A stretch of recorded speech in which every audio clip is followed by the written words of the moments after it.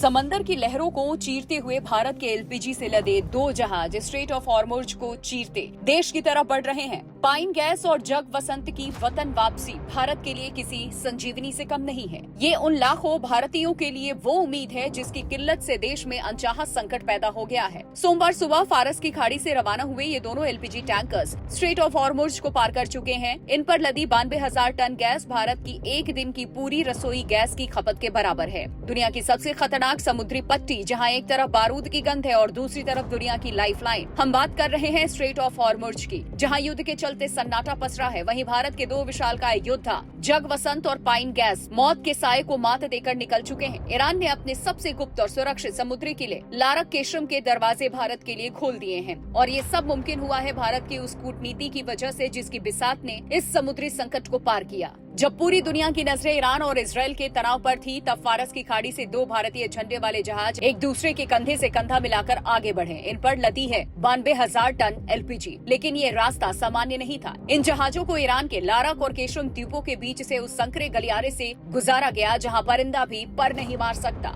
लारक Qeshm channel क्या है? आखिर भारत ने ईरान के इस असामान्य रास्ते को क्यों चुना? आपको बता दें कि स्ट्रेट ऑफ हॉर्मुज में ईरान के दो छोटे छोटे द्वीप लारक और केशम है। इन दोनों द्वीपों के बीच में एक संकरा रास्ता है। ये ऐसे में इस मार्ग को इन द्वीपों के नाम पर लारक केशम गैप कहा जाता है। ये ईरान टेरिटोरियल वाटर्स का वो हिस्सा है जिसे ईरान अपना अभेद्य किला मानता है। लारक केशम ईरान के लिए इतना अहम क्यों है, ये भी जान लीजिए। लारक केशम का रास्ता इतना संकरा है कि ईरानी सेना हर जहाज की बारीकी से जांच कर सकती है। द्वीपों के बीच होने के कारण यहाँ बाहरी हमलों का खतरा कम है। इसके साथ ही ईरान यहाँ से केवल उन्हीं को रास्ता दे रहा है जिनसे उसके संबंध मधुर है। आमतौर पर व्यापारिक जहाज इस संकरे रास्ते का इस्तेमाल नहीं करते, लेकिन अमेरिका और इजरायल के साथ बढ़ते तनाव के बीच ईरान ने इसे एक फिल्टर की तरह इस्तेमाल करना शुरू किया। यहाँ से केवल उन्हीं देशों के जहाजों को निकालने की इजाजत दी जा रही है जिनसे ईरान के संबंध बेहतर है या जिनसे कूटनीतिक स्तर पर बातचीत हो चुकी है। इस बीच सोशल मीडिया पर ये खबरें भी जोर पकड़ रही हैं कि ईरान हर जहाज से $20 लाख की भारी फी वसूल रहा है। हालांकि ईरान ने स्पष्ट किया है कि कोई पैसा नहीं लिया जा रहा, बल्कि ऑफिशियल डायलॉग यानी बातचीत ही एकमात्र चाबी है। भारत ने अपनी कूटनीति से वो रास्ता खोला जो कई देशों के लिए बंद है। ये पहली बार नहीं है जब भारत के तेल गैस के जहाज स्ट्रेट ऑफ हॉर्मुज को पार करके भारत पहुंचे हैं।